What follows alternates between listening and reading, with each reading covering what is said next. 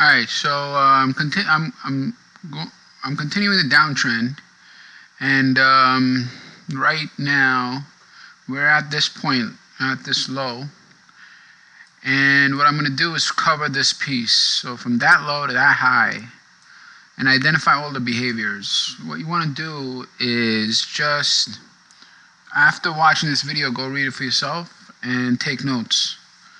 Because what you're trying to do is just develop the ability to read price behavior. That's price volume behavior. Basically, the whole point is to learn how to read a chart. This whole study that he does, the whole point is how to read a chart. If you really want to know, it's not really a study on the trend of the New York Times of 19 whatever. What he's doing is teaching you how to read a chart using an example. That's his approach. Anyway, so don't mind that black line over here. I don't know, something wrong with the monitor, but we'll just continue. Anyway, so low point is caught around 113 June 2nd with the close at the low. The only warning it gives us of an upturn from this point was a small downward progress made on June 2nd in comparison with the previous day. All right, so there's a lack of progress. This is a very important point about a lack of progress, especially when it's on high volume. The example he had given about lack of progress on high volume before was distribution. So if you use that same logic, although he doesn't say it over here, many times a lack of progress, or like a shortening of the thrust with not a lot of net gain, with heavy volume, means that supply is meeting demand, because all that volume is not able to push price, so someone's holding the bag. So you could say it's accumulation. Anyway, so the close on June was 114.5, etc., etc. This showed resistance, possible buying by substantial interest. Now, I just said accumulation. What do you think this is defining? Right? Buying by substantial interest is accumulation. So when you have lack of progress, heavy volume, if it's on the downside, it's accumulation, and the upside is distribution. Now, what you don't know is if preliminary accumulation, preliminary distribution enough to change the trend. Accumulation or distribution in itself is not an indication of a change in trend. It is just showing that someone's, coming in and buying or selling at a particular level a lot. All right. Now that could be short covering, that could be preliminary accumulation or distribution. It could be many things. You really won't know until other things present themselves. Other confirmations present themselves. There's some testing, etc. So anyway, so this accumulation right here, June 2nd, he's referring to this. So the lack of progress is from this bar to this bar was a lot of progress, and then bang, look at the low to low, look at the close to close. It's very little. Look at the volume, much higher. Why? Because buying interest, accumulation. It's not enough to change trend, meaning sometimes it is, sometimes it isn't, but until those indications tell you, do not think that trend is going to just change because there's a high volume, and lack of progress. It could mean many things. It could be temporary. So that's what I want to say, because a lot of folks will just look at high volume and say, oh, ding, ding, ding, it's a climax. But this climax has a secondary test for a reason. Anyway, moreover, the market has now been declining. It's declined a lot. It's gone down 1/3 from the high. So let's say if it was 99, it would be the price would be 66. In this case, the price is 115. It was much higher than that, and it went down 1/3. All right. Additional indications of weak character of this rally are given by the following. All right. Now, I'm not going to go through this, but basically he's saying that this right here, as you can see, that's a climax. Why? Because climax, and why climax, he distinguishes climax as a minor climax. Minor climax occurs on the pullback. And it's not my words, these are his. You see over here the volume surge in May, which is confirmed as a minor buying climax. These are his words, but they're in the footnotes. By the prompt loss of that day's gain over the last two sessions. Basically, it didn't have fall through. Climax bar followed by reversal. So green bar followed by a red bar right here. It's telling you there's something wrong. This is the and when you use these words like confirmed and stuff, like pay attention, because he's using them for a reason. He's using them because the markets are, it's very difficult to interpret based on one bar. So you need confirmation. All right, now, after that, average runs into resistance just under the temporary supports of April 17 to 17, blah, blah, blah, and they get out even, and etc., etc. All he's saying is they're screwed. All right? What does he mean? He means that these lows here,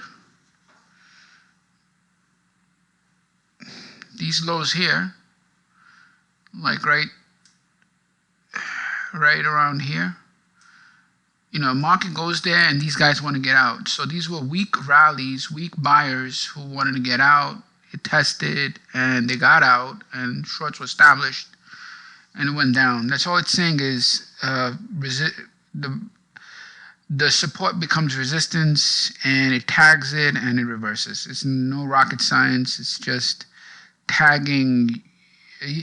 After a breakdown, there's a pullback that tests the breakdown. That's what he's saying. And what does it mean by testing the breakdown? In this case, he's saying that these two bars here were attempted buying and they failed. And this rally here tests here, and these guys want to get out, so they get out. So additional indications of the weak rally or recovery are given by the following. The volume surge confirms that a buying climax. So buying climax is weak, is confirming weak character.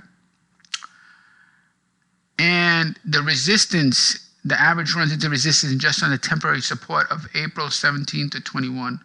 So April 17 to the 21 is right here.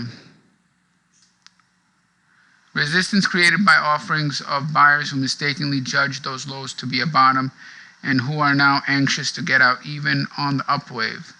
Therefore, we have another selling opportunity in anticipation of a resumption of a major decline on the secondary reaction of the April lows. Whatever.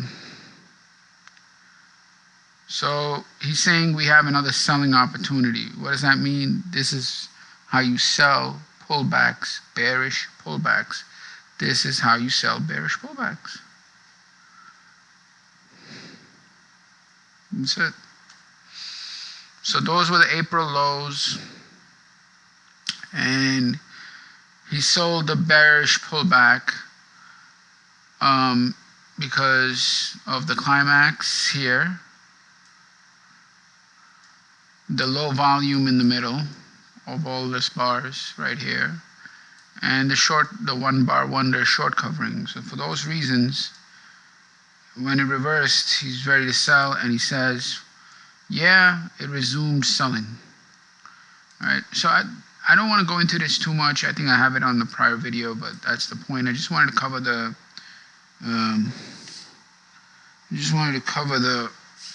footnote, because a lot of the knowledge that Wyckoff imparts, it's not in the main text, it's in the footnotes. And nobody reads the footnotes. Anyway,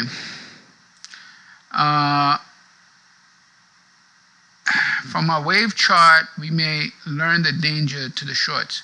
But for the purpose of the explanation of the daily trend chart, we will assume that this is our only guide. What's he saying? He's saying that the way he reads a chart is not based on just looking at a daily chart. He doesn't just take a look at one chart. He uses a multi-time frame approach. How does he do that? He uses a daily chart, and then he uses an intraday wave chart. Now, if you see his material, he uses a 5-minute chart, but he's also mentioned a hourly chart. 5-minute wave chart, hourly wave chart. So later on, he'll go into it in more detail. But the idea is to use a daily bar chart like this, and then use a wave chart for intraday work. Intraday, he uses wave charts. Daily charts, he uses a bar chart. And then he uses a point figure chart. He does not use a bar chart for intraday because volume intraday is higher in the beginning of the session and the end of the session and pretty much flat in the middle of the session, which skews the volume. So you can't really use that. When the market suddenly reverses its form on June 3rd, recovers 9 points, the average closes nearly at the top, with the volume of traded equal with that of the previous 2 days of the liquidation. We must somewhere during the session of June 3rd cover our shorts if we are still short, in the event that there should be something the next days. So June 3rd here,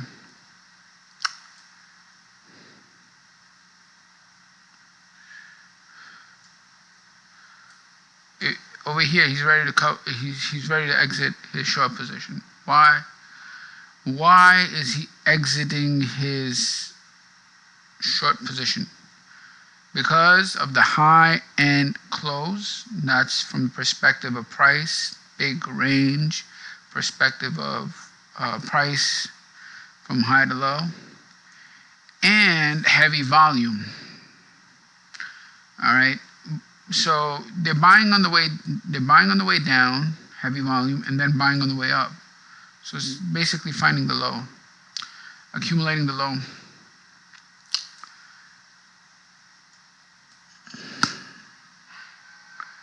So he's ready to, in this event, should be done at the next day's open. All right, so on today's close, the next day's open. The coverages have shown no preparation for a change in trend. The averages, not overages, averages have shown no preparation for a change in trend. This sudden change is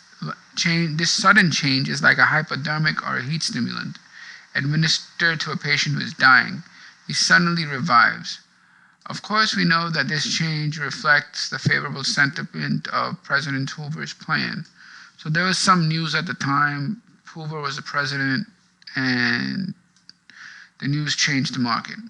But these things do not always show on the charts at the time they occur, and we cannot consider them. So he doesn't consider news.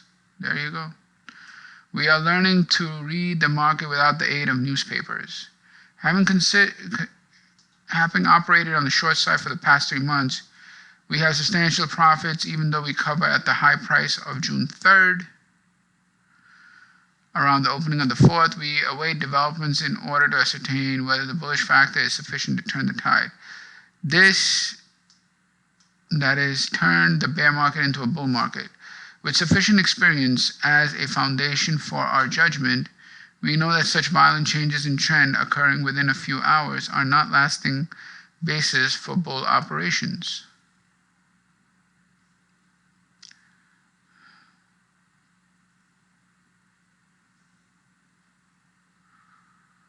Okay, so, I mean, in his mind, there needs to be a period of preparation, meaning he likes to look at time. These one-bar wonders, he's not too fond of, like, the market's going down and all of a sudden you see one big bar up.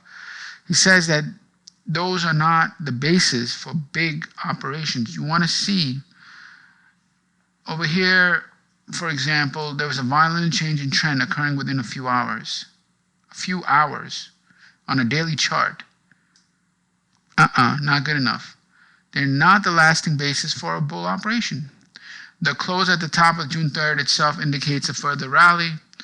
On the 4th, there is nearly 5 points, making about 14 points from the low. The volume is still high, over 3 million.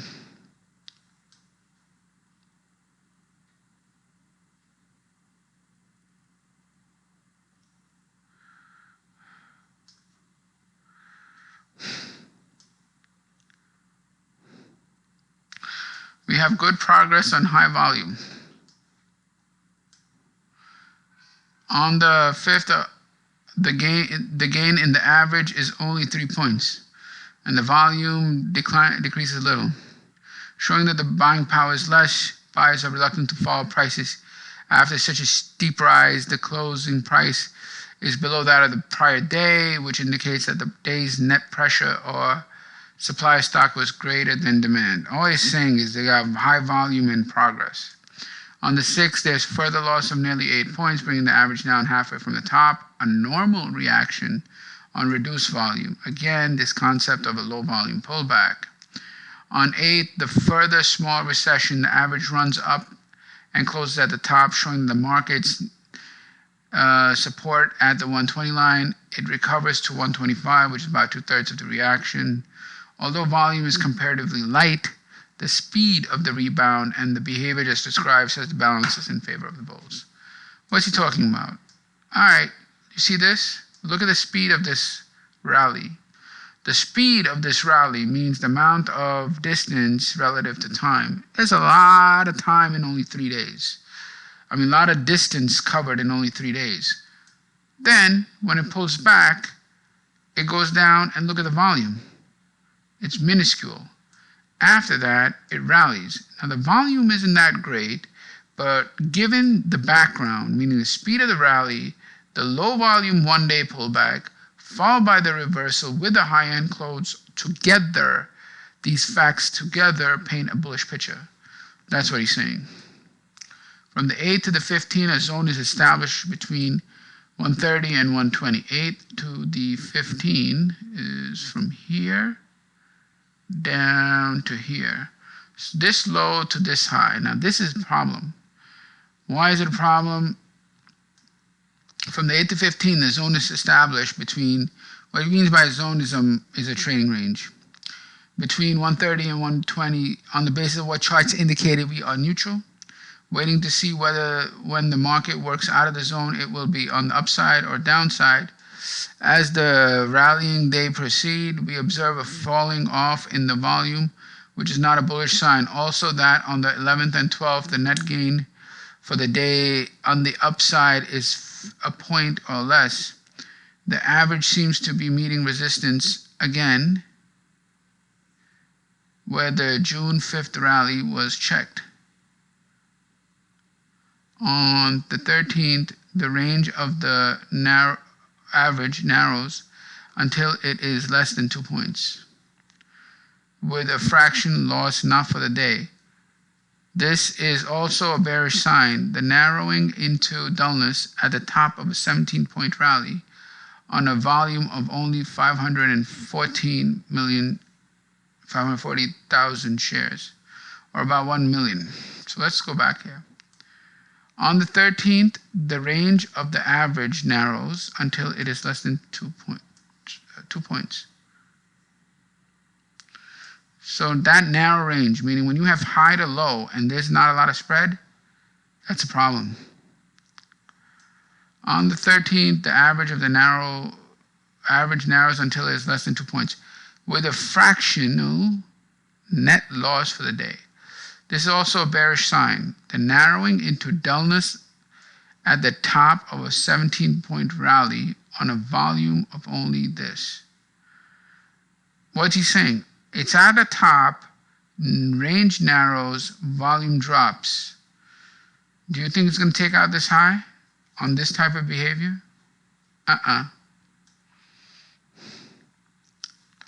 The bearish symptom is confirmed by a little wider spread, meaning more activity. This is another point that he makes. This has to do with dullness and activity. Narrow range means the high to low in all. You have 24 hours in a day. I don't know how many hours you're going to trade in the market that you trade in, relative whether it's futures, relative to whether it's a currency, relative to whether it's stock. But the point is, if in all that time, let's say it's just 8 hours. In 8 hours, if you have this much range, it's dull.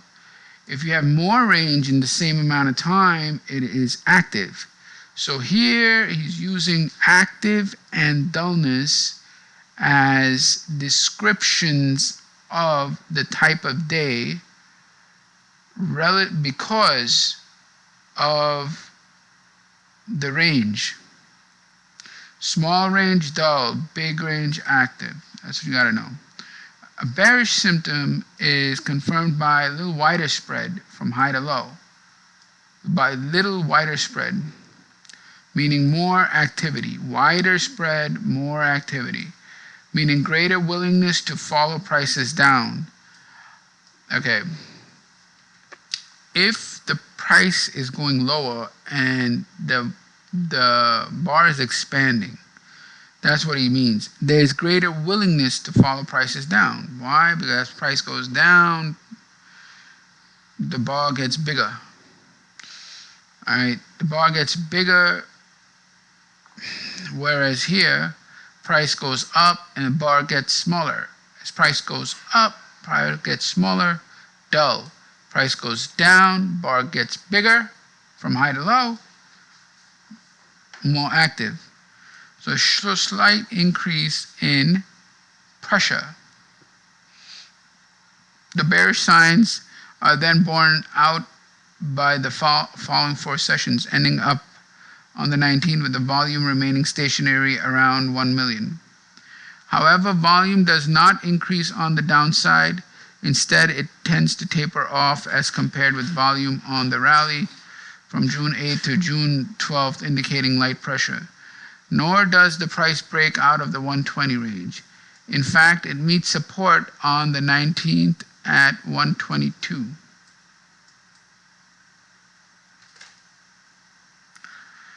Which is about 2 points higher than the support on the previous low of the 8th. Higher low, that's all he's saying. It meets support and it's a higher low. All now depends upon what the market does in the next day or two.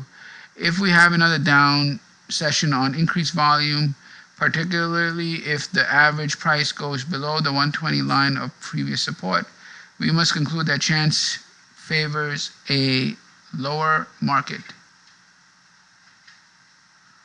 But if support continues around 122 in such small volume, there may be a trading opportunity on the long side with a close stop.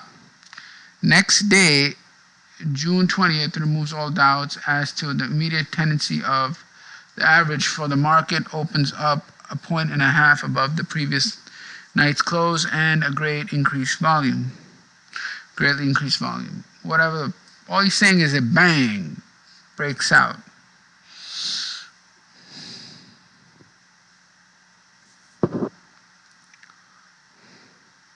The gain in the average over the previous day's high is more than 7 points, and the close is near the top. If we have been watching the tape during the day or refer to our wave chart at the end of the day, we observe the sudden change and we either buy during the session of the 20th with a close stop, or we wait until the price breaks through its former highs and buy around the close.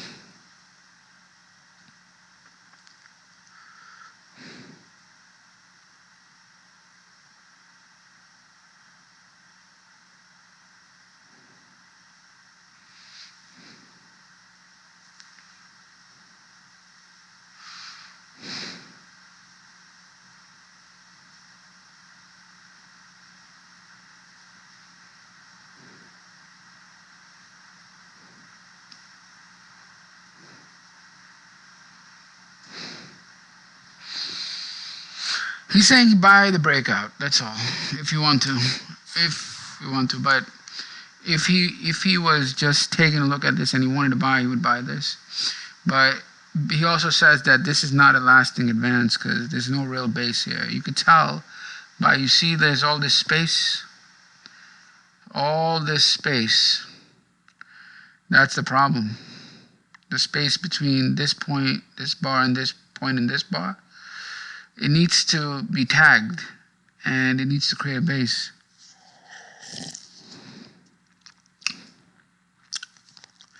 All it's saying that, you know, because of this bar, we may expect quick markup, meaning follow through.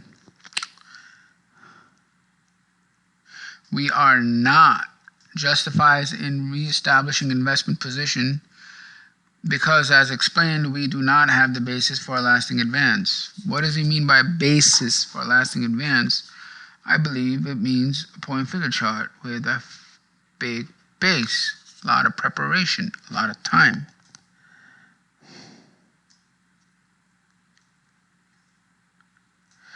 Here he talks about, you know, you have price and volume activity, and it goes along with the volume runs up to 4.6 million. The price is gaining in proportion with the rise in volume. It's very important for this effort and reward thing to be in proportion. A rise on the 23rd shows that the most of the gain was lost, but the bullish indication therein is the shrinkage in volume. He's talking about this. So after this bar, which seems a bit climactic, after that you had a pullback and it was less. All right, meaning less than the prior bar. The 24th recovers the loss, and the average advance is 8 points for the day, and 3.5, and the volume is the highest thus far. We begin to grow wary of the bull side because that volume in comparison with the trading of the previous weeks indicates selling by large interests. So over here, heavy volume, not a, you know, and selling right after it. It's like he believes this is selling.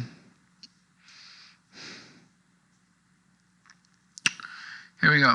We begin to grow wary of the bull side because that volume in comparison with the trading of the previous weeks indicates selling by large interest. What does he mean, selling by large interest?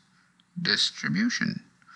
That is probably a buying climax. What's he calling a buying climax right here? Now remember, a buying climax isn't going to immediately terminate every single time. Isn't going to terminate a trend or a swing. But it is an indication of an upcoming end. So it could terminate the end. It could be the end, or it could be a signal of an approaching end.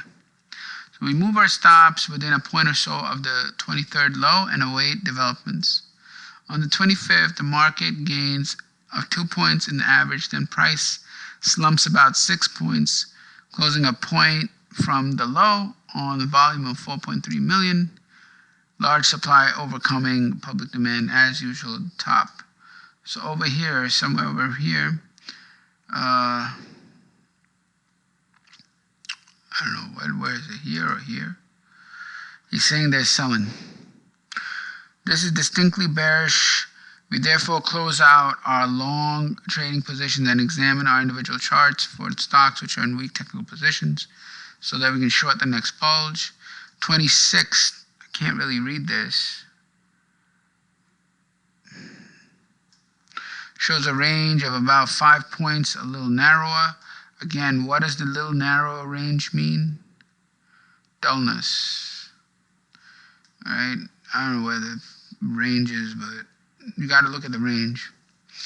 Shows a range of about 5 points, a little narrower. Although the close is near the top, the volume has fallen to 3.1 million. So that's right there. So he's observing the range.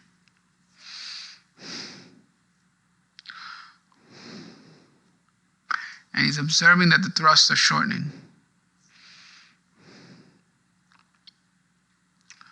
The outline of a new trading zone has been tentatively established between 137 and 143.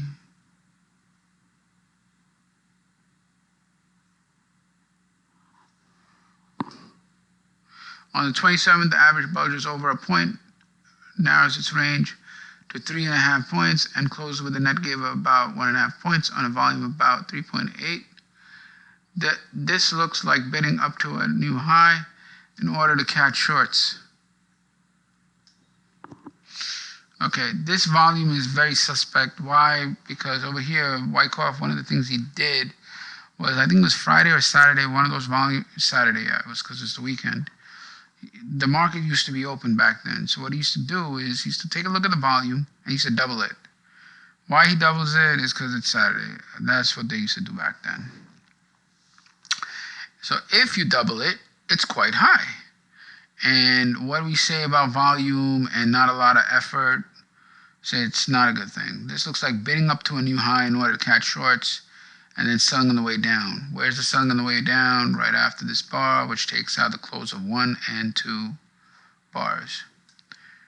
We therefore put out some shorts protecting our commitments above whatever. On the 29th, the open is lower and the price recedes,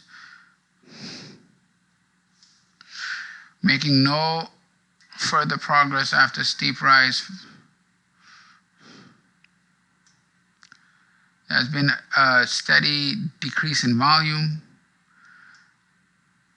In view of the previous deductions, we interpret this to mean that there's a lessening in demand on top of the rise.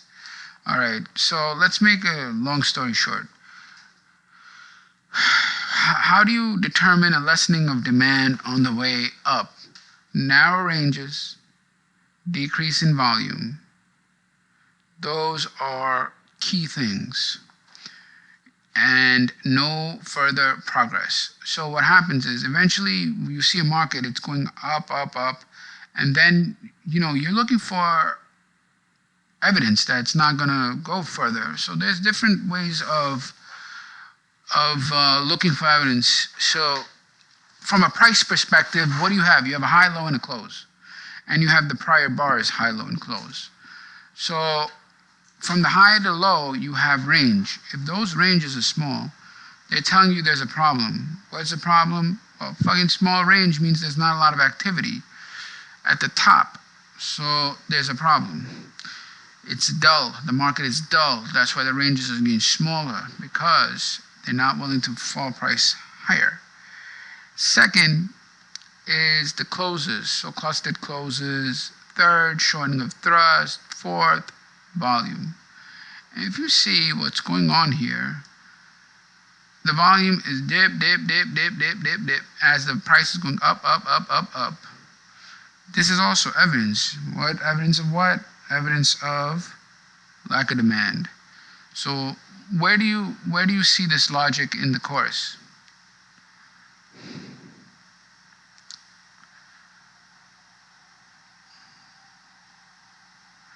No further progress after a steep rise. All right. Decline in volume. And that's all you need. If there was increased heavy volume here, it would be evidence of distribution. So when you see the top or a bottom, whether it's on the top of a rally or the top of a pullback or bottom of a rally or bottom of a pullback, what you're trying to do sometimes is determine, is it a lack of demand or supply, or is it accumulation, distribution, what is it? So the volume is going to help you determine this. If it's steadily declining, progress is sluggish, ranges are smaller, shortening of the thrust, it's the demand that is finishing, that is evaporating. If, on the other hand, you have a lot of volume but a lack of price, then the effort is not, the volume is not in proportion with the demand, with the price. In those cases, you have distribution or accumulation. So you want to distinguish lack of demand / supply with, the accumulation and distribution.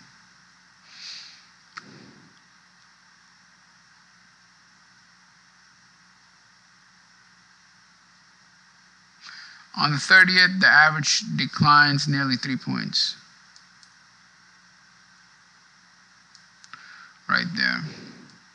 to 137 on volume, about the same as the previous day. The market is still in the 137, 143 zone, but now has definitely dropped out of the sharp upward angle in which it rose from 1927, showing exhaustion of buying power.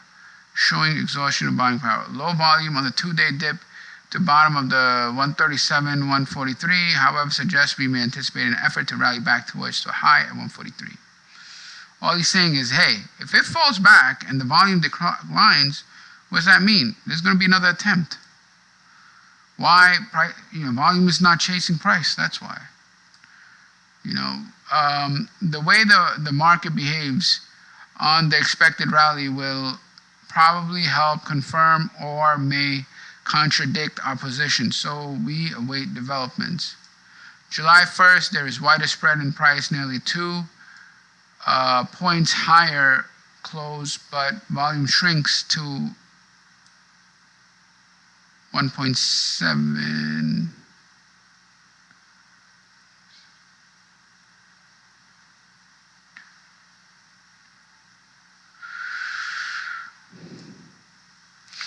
Difficult to see. July 1st or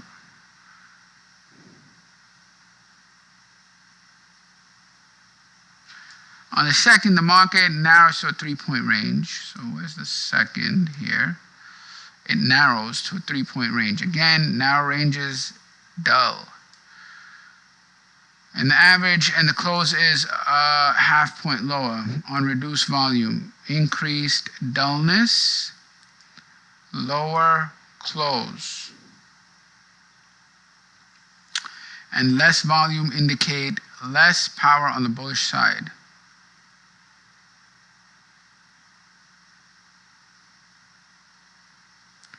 All right.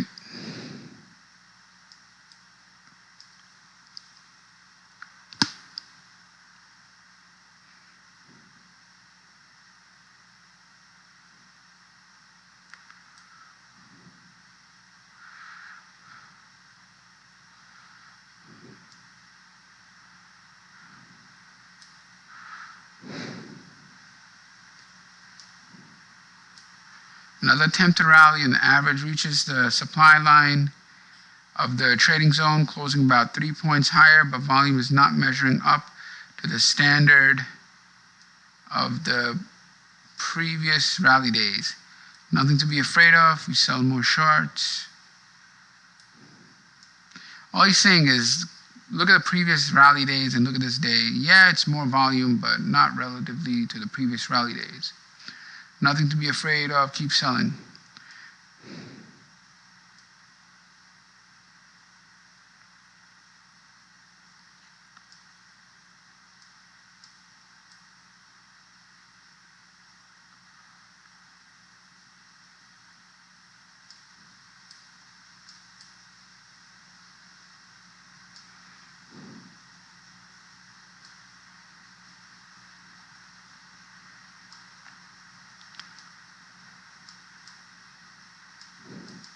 Again and again, you see now he's bringing dullness. So you had this rally. What happened after it? Dullness. Rally attempt, dullness. What does it mean when you have a rally attempt followed by dullness? It means the rally cannot be sustained. So here, could not be sustained, and the tendency towards narrow swings, heaviness, and dullness is the result of the market having saturated with offerings. So too many offers, all bearish. So again, this concept of dullness here is very important. Where else did you see it? You saw it here. Attempted to rally, finally got dull and reversed with more activity. Here, it got dull. What happened? More activity. You'd be surprised if you take a look at the SPY chart how many times there's a reversal after dullness. take a look at SPY or ES or whatever the fuck you look at, and you see this shit happen all the time. In fact, you're going to see right after these small volume narrow ranges, there's a reversal. So dullness is a precursor to price going down or up. Here, basically a reversal. Bang. So this dull bars, you want to really start observing them.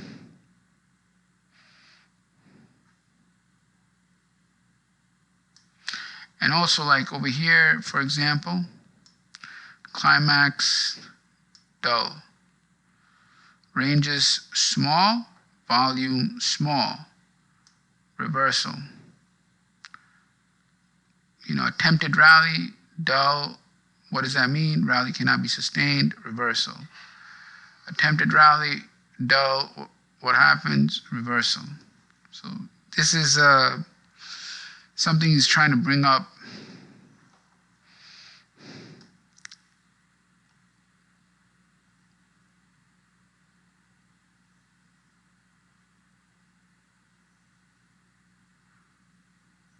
And the meaning is it's saturated, okay, with offers. Or at least the result of market being saturated with offers. So let's take a look what he's talking about. The average is now on a hinge on the springboard for an important slump. So look for dullness. Here, the average is now on the hinge. Right there.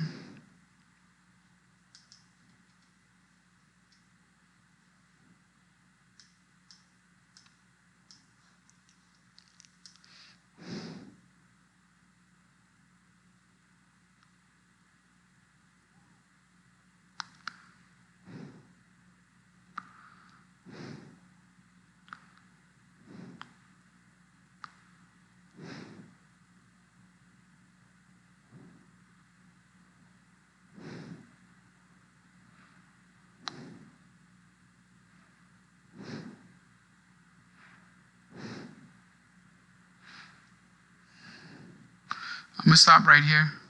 Thank you.